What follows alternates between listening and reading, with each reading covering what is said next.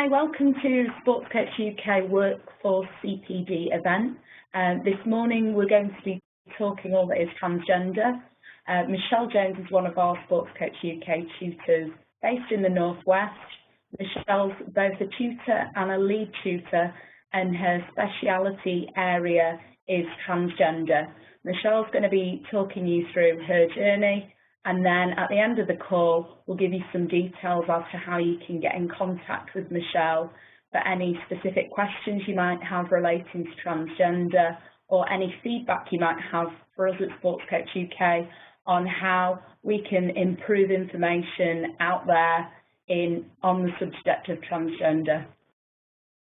Hi, I'm Michelle, and I'm going to talk today about my own journey into transgenderism.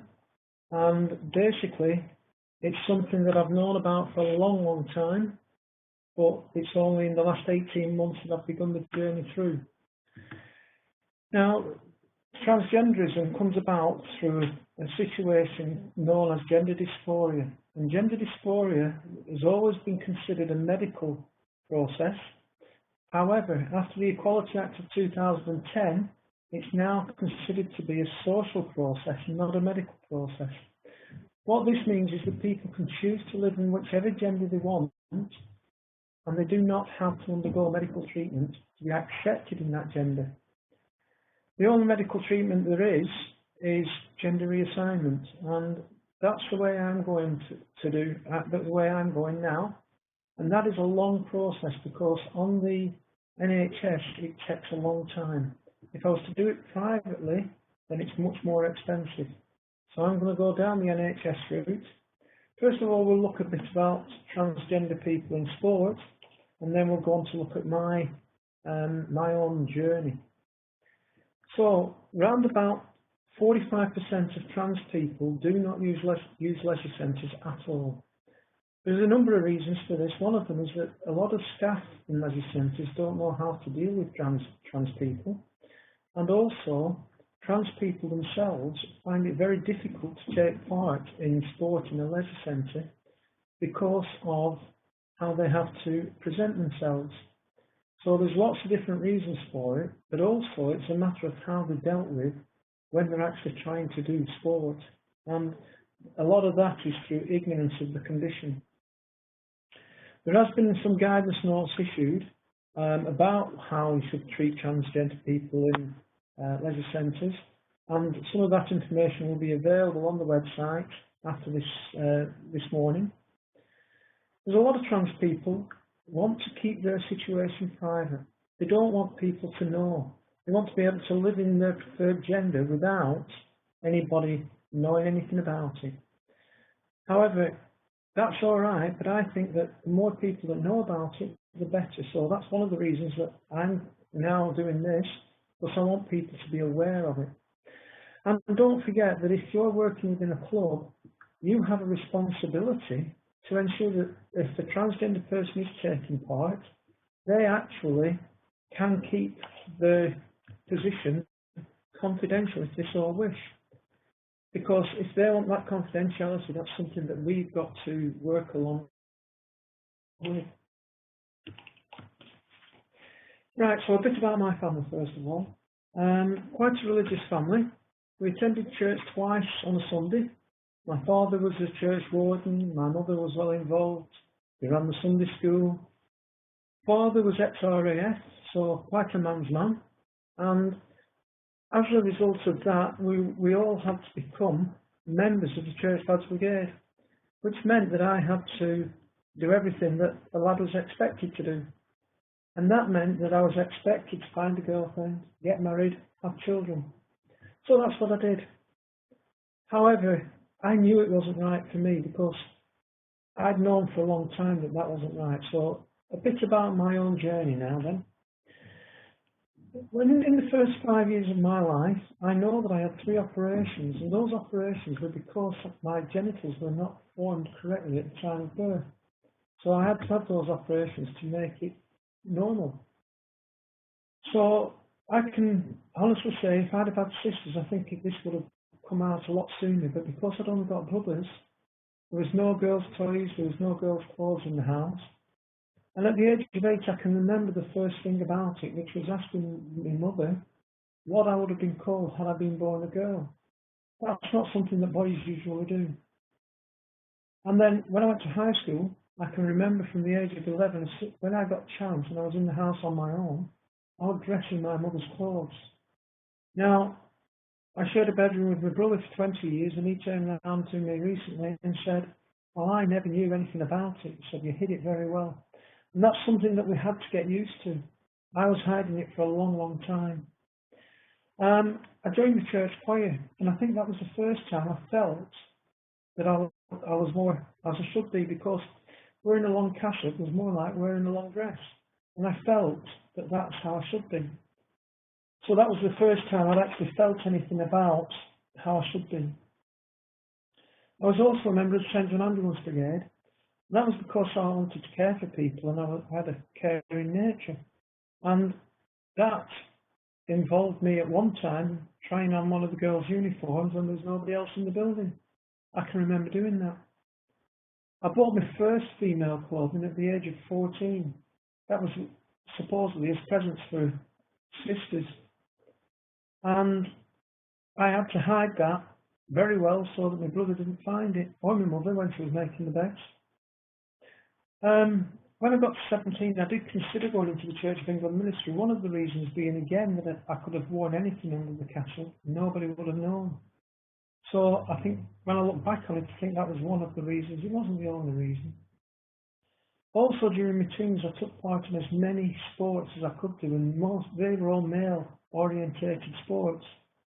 So I did as many team games as I could, as many individual sports as I could, just to make myself appear to be a man.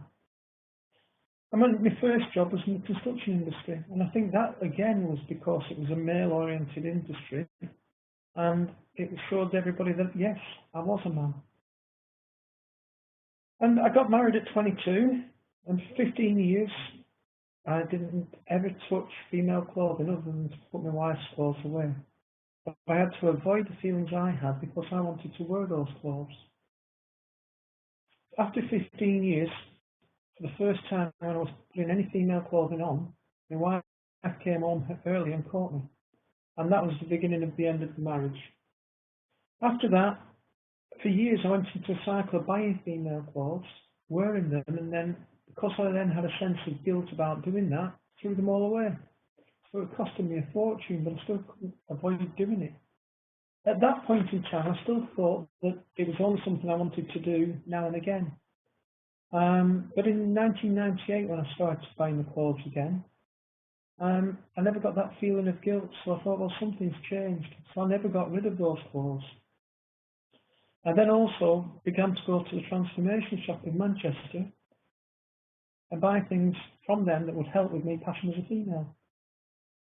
They also had a clinic attached to them, which was for gender reassignment. So I went in 2001 to that clinic, and they started giving me some testosterone blocker as a precursor to starting hormones. However, it was so expensive that I couldn't afford it, so after about 12 months I stopped that. And I carried on in that way as a cross-dresser at that point.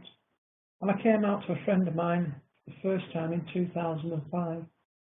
And whilst it was only now and again, she was very up for accepting it. And I still didn't think I'd have the strength ever to change gender, because I thought I just wasn't brave enough. But all this time I was living as Michelle in my flat and then having to get changed and go out as Malcolm. And then as soon as I got back into the flat, I was getting changed again, which meant it was very, very difficult because I didn't want to go out. So I was leaving it to the last minute to go out. And during 2012, because of that, I was finding it very hard to get motivated to do any work, because I didn't want to go out, because I knew I had to go out as a man, and I didn't want to do. And that carried on, and then around about October, I was having a meal at another friend's house, and she said to me after me, she said, sit down, I want to talk to you. So I said, go on then, what's the problem? She says, well, she said, it's you. She said, I know you're not gay, but I know there's something. Now, what is it? So I told her. And at first, she said, well, I never thought it was going to be that. But she said, next time you come as Michelle. So I turned up the next time for a meal and we went out to the pub. And I was avoiding everybody at that point. And a couple of weeks later, she gave me an invitation to a wedding reception. This wedding reception was for Michelle, not for Malcolm. So I had to decide then whether I was going to go to the reception as Michelle or not go at all. So I went as Michelle, and it was the first public outing, really, to this neighbour's wedding reception. And I had to walk into the room when it was full of people. That was really hard to do, but since then I've got to the stage where I'm not worried about things like that now. None of my family knew until around about November or December 2012. And when I told them all, most of them didn't understand it, which is acceptable. One or two of them accepted it straight away. One or two of them it took a bit longer to accept. My eldest son still hasn't accepted it. So I've just got to allow people to work through it at their own pace. And the worst one to tell was my father. He was 82. And how do you tell somebody of that age? Because the first thing I think will have gone through his mind is, what have I done wrong? But it's nothing that he did wrong. This was predetermined before I was born, I'm sure it was. So I set a date then for early April 2014 to change. And I changed that, and it became 1st of March 2013.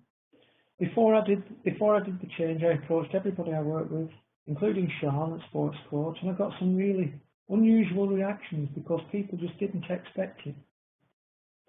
And I've not changed the role I'm doing since. I'm still tutoring for the Institute of Swimming all around the country. I've tutored for Sports Coach UK, wherever they ask me to go. The final journey itself began by seeing my GP. He turned around and said to me, well, I'm going to have to do some research, he said, because I don't know how to deal with it. He referred me to a psychiatrist in the area. I had 4 separate meetings with a psychiatrist who had some very probing questions. Once we'd had those, he referred me to the Gender Identity Clinic in Leeds. My first appointment there was in October 2013, and I went and had 2 or 3 more psychiatric assessments while I was there with specialists in the area of transgenderism. They then referred me for treatment on the NHS in June. So I saw the doctor in June, but didn't start the hormones until October.